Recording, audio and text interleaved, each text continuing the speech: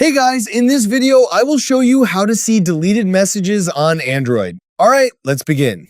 First, open the messaging app you normally use. If you're using Google Messages, tap your profile icon and check the archive folder. Messages that were archived instead of permanently deleted may still be available there. If you're using your phone's default Messages app, tap the three-dot menu and look for the trash or recycle bin. Many Android phones keep deleted messages there for up to 30 days before they're permanently removed.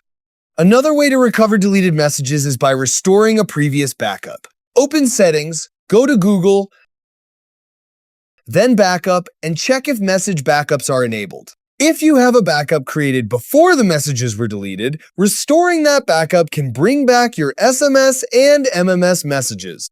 Keep in mind that restoring a backup replaces your current phone data with the data saved in that backup, so make sure you understand what will be restored before proceeding. If you can't find your deleted messages in the archive, trash, or an available backup, they may have been permanently removed and can no longer be recovered using your phone's built-in features. So that's basically how you can see deleted messages on Android. That's it for this video. Thanks.